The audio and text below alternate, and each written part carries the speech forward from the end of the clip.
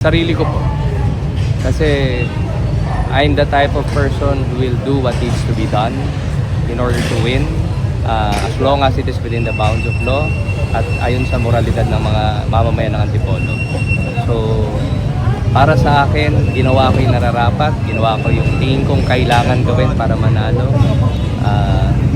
Kilala naman natin kung sino yung mga nanira, naglinlang at nagsinungaling. Hindi po tayo. Sir, first of all, kumusta po yung pagboto ninyo ngayon?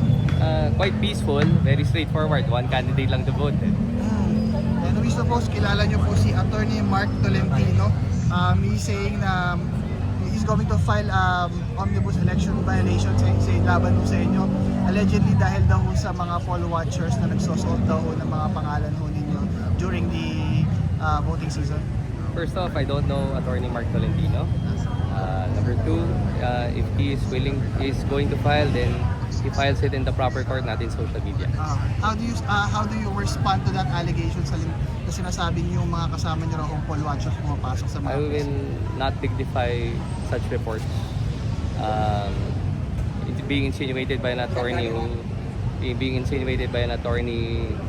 who all he did during the campaign was to besmirch my name. Why do you think he is besmirching your name, sir? You better ask him, not me. Okay. Have you met him, sir? No, I do not know him. I haven't met him, and I don't want to be associated with people who are like that. But what are the chances of winning this election, sir? First of all, I don't think he's a candidate. I do not know if he represents one of the candidates though. Sir, ano na lang po yung masasabi ninyo sa mga nagbabato po ng mga allegation sa inyo, sir? Yung mga naninira sa atin, yung mga nagpaparatang, mga nagsisinungaling, isa lang sasabihin ko, salamat dahil lagi yung pinatibay, pinaigting yung naisin kong manalo sa eleksyon na to. Dahil walang lugar sa Antipolo ang mga katulad nila.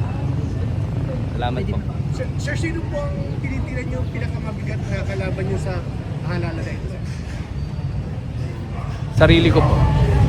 Kasi I'm the type of person who will do what needs to be done in order to win, as long as it is within the bounds of law at ayon sa moralidad ng mga mamamayan ng Antipolo.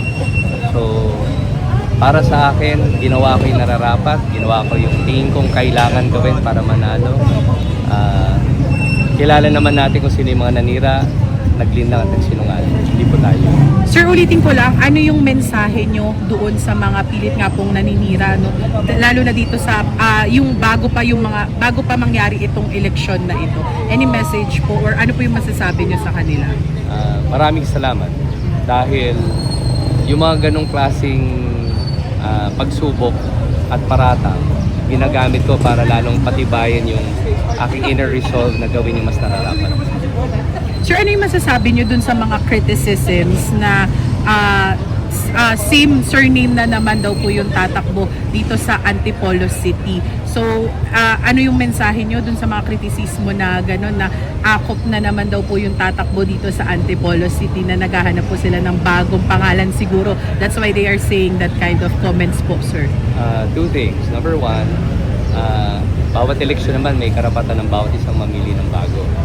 Pero in the past elections, nananig naman po yung aming pamilya upang mapiling mamuno sa distrito. Pangalawa, minsan yung maingay, kokonti. Naniniwala ako rin sa kasabihan na pag ang lata, kokonti naman, mas maingay. Thank you po. Sir, kung sakaling kayong manalo, tulad din ba nung tatay ninyo yung pamamalakad na gagawin nyo? Or paano po? Tingin ko mas iba dahil ang tatay ko po ay isang abogado at isang retired general. Tayo po ay isang doktor, isang pediatrician.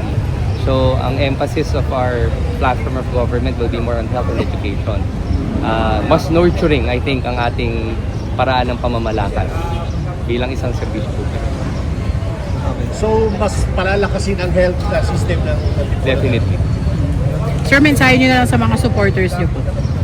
Sa lahat ng mga kasama ko naglakad, we walked approximately 500 kilometers in the last 29 days. Sa lahat ng mga nagbukas ng pinto, ngumiti, nakadaupang palad ko po. Maraming salamat po. Hindi ko po papayain ng inyong pagtitiwala sa akin. Hindi ko sasayangin ang pagkakataon na ito sa